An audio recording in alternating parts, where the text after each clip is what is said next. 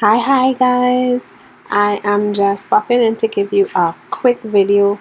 Let me ask in advance for your forgiveness. I'm doing this at the dead of night and I am so sleepy, so there are a couple errors, but don't worry, we'll still get it done. Enjoy.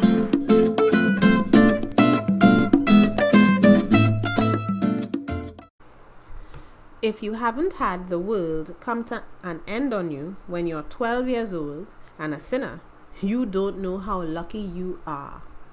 When it happened to me, it scared the living daylights and some of the joy of sinning out of me, and in a lot of other ways, messed up my life altogether. But if I am to believe Ralph Waldo Emerson's compensation, I guess I got some good out of it too.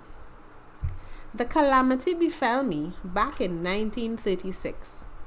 We were living on a plantation in Louisiana at the time, close to the earth and God, and all wrapped up in religion. The church was the axis around which plantation life revolved.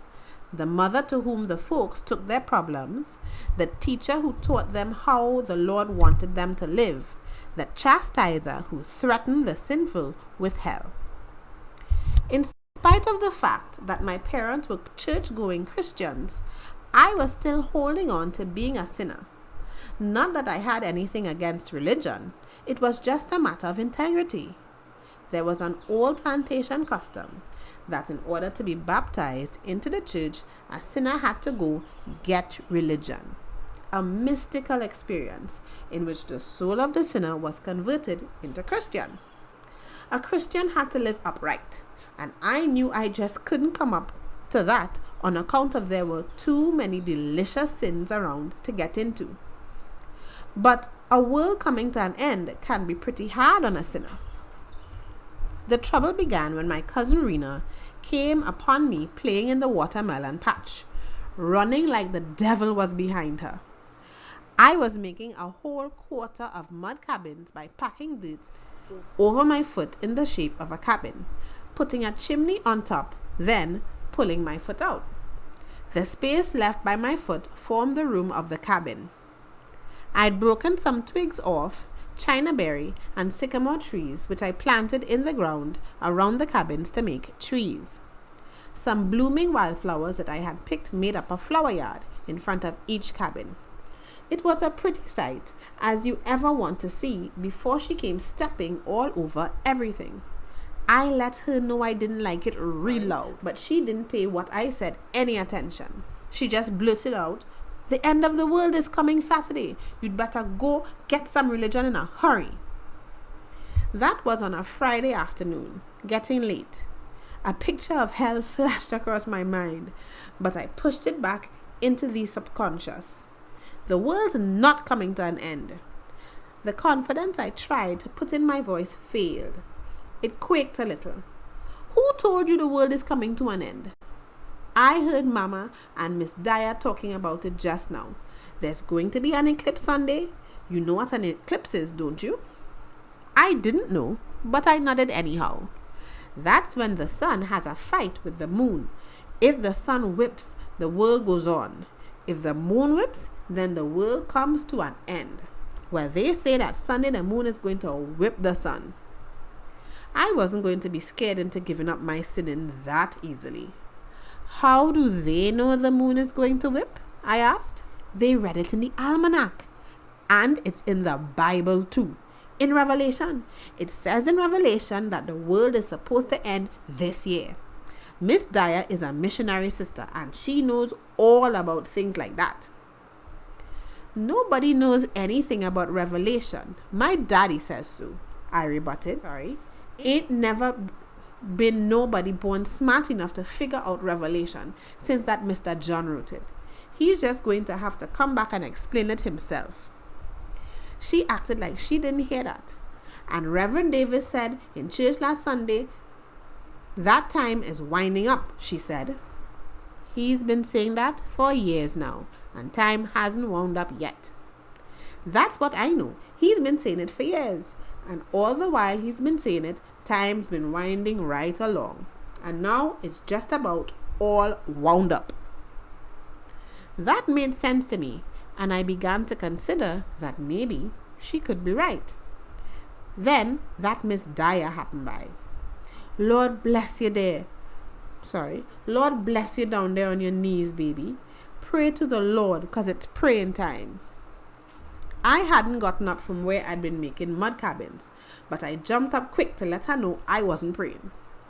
Both of you girls got religion? She asked, and without waiting for an answer. That's good. You're both big girls, big enough to go to hell. You'll all be glad you all got religion, 'cause the Lord is coming soon.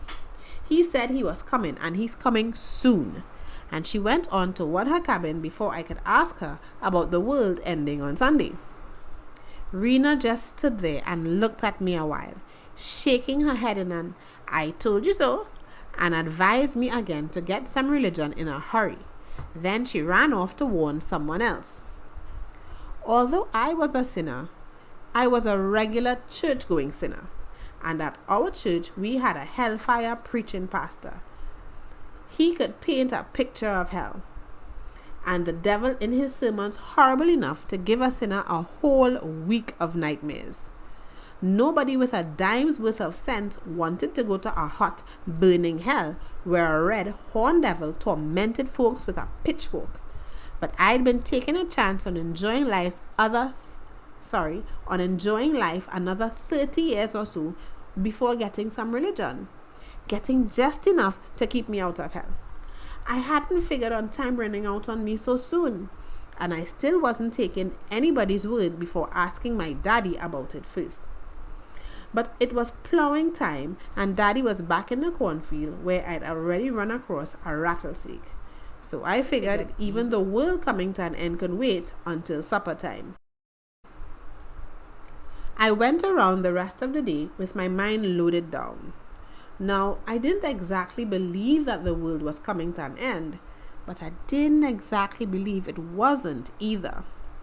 About 2 years before, I'd went and read the worst part of Revelation, and it had taken my daddy 2 weeks to convince me that I didn't understand what I had read, which still didn't keep me from having bad dreams about it, about the moon dripping away in blood, and a lot of other distressing visions aroused from misunderstood words. Those dreams were only a vague and frightening memory.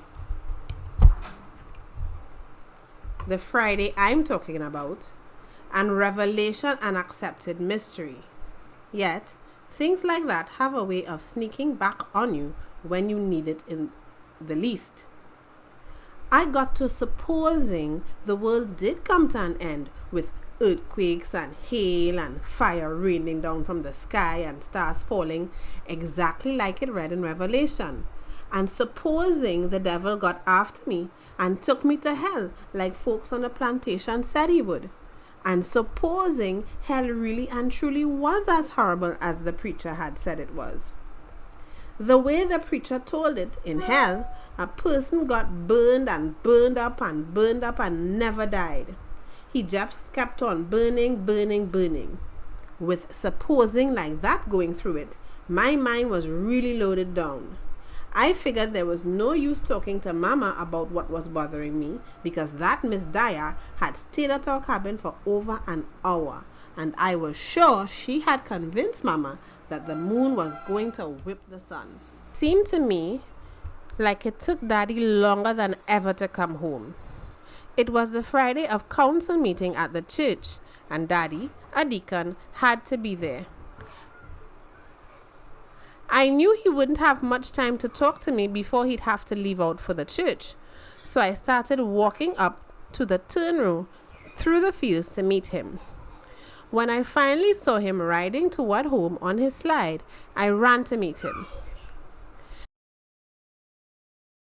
He always hitched a plank under his plow to keep the plow blades from cutting up the turn row when he came home from plowing the fields. The plank, which we called a slide, was long enough behind the plow for him to stand on and ride home, pulled by his plow horse. Whenever I ran to meet him, he'd let me ride home with him on the slide. "Daddy," I said, as soon as he'd put me on the slide in front of him and geared the horse on to go, "is the world going to come to an end on Sunday?" "I don't know, honey," he replied. Why do you want to know? I told him about Rena's prophecy. That really tickled him. He laughed and laughed like it was the funniest thing he'd ever heard. I laughed a little too, though I didn't get the joke in it. Always somebody coming around prophesying that the world's coming to an end, he said after he'd laughed himself out. Folks been doing that ever since I was a boy. They were doing it when my daddy was a boy, or they've been doing that for hundreds of years, and the world is still here. Don't you ever pay any attention to anybody that comes around telling you the world is going to end, baby. But ain't the world ever going to end? I wanted to know. Yeah, but don't anybody know when. Only the Lord knows that. Why, the world might not end for another 1,000 years. Then again, it might end tonight. We just don't know. Tonight? You mean the world might end tonight? Sure, I'm not saying it will, but it could. A person can never tell about a thing like that. But if you let that bother you, why, you'll be scared to death every day of your life looking for the world to end. You're not going to be that silly, are you? Oh, shucks, no, I lied. I was that silly. Right then and there, I got to looking for the world to end, right there on the spot. Like anybody expecting a calamity, I decided to sit up all night that night, but Mama made me go to bed. My room was full of the plantation, the darkest of darkness. Before Daddy returned from church, Mama put out the coal lamp and went to bed. The full moon was on its vacation again. There was no light anywhere, not a speck. Although my eyes couldn't see anything in that awful dark, my mind had always been very good at seeing things in the dark that weren't there. I got to seeing how it was going to be when the world ended. The whole drama of it paraded right before my mind. Then my imagination marched me up before the judgment seat to give account for my past sins, and I tried to figure out how much burning I'd get for each offense. Counting up all the ripe plums and peaches I saved from going to waste on the neighbor's trees, neglecting to get the owner's permission. The fights I'd had with that sassy little Catherine who lived across the river. The domino games I'd played for penny stakes with my sinner cousin Sam. The times I'd handled the truth careless enough to save myself from a whooping. And other not so holy acts. I'd figure I'd be in for some real hot burning. While I was there in that pitch dark blackness, worrying myself sick about burning in hell, a distant rumbling disturbed the stillness of the night. So faint at first, I wasn't sure I'd heard it. I sat up in the bed, straining my ears, listening. Sure enough, there was a rumbling, far away. The rumbling wasn't thunder. I was sure of that because thunder rumbled, then died away. But this rumbling grew louder and louder and louder. A slow-moving, terrible, loud rumbling that was to my scared mind the earth quaking, the sky caving in, the world ending. I got out of there fast. I didn't even think about being dressed only in my nightgown or the awful dark outside being full of ghosts and boogeymen and other horrors. I just ran. The world is ending! The world is ending! Run! Run for your life! I shouted, a warning to Mama, and just kept on hollering as I ran down the road past the other plantation cabins. The world is ending! The world is ending! Run! Run for your life!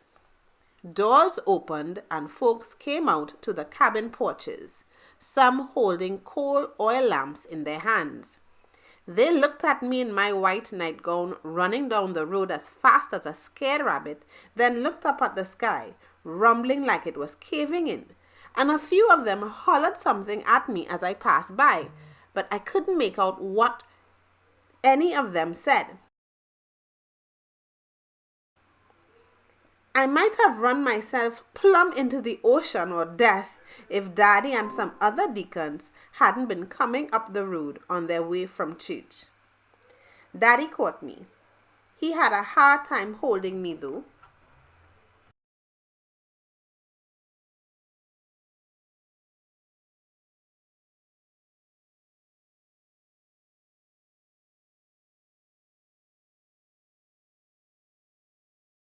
So he kept telling me, "That's just an old airplane, honey. The world's not ending. That's just an old airplane making all that racket." When his words got through the fear that fogged my mind, I calmed down a bit. Airplane? I'd only heard about airplanes. Never had I seen one or heard one passing by. Daddy laughed. "You were just about outrunning that old airplane and keeping up almost as much racket." He pointed toward the sky. "See that light moving towards town? That's it. Those old airplanes sure have scared a lot of folks with all that racket they make." I looked up. Sure enough, there was a light that looked like a star moving across the sky. The rumbling was way off in the distance, going away slowly like it had come, and the sky was whole. Not a piece of it had caved in. I broke down and cried because I was so relieved that the world wasn't coming to an end. Because I'd been so scared for so long, because I'd made such a fool of myself, and just because.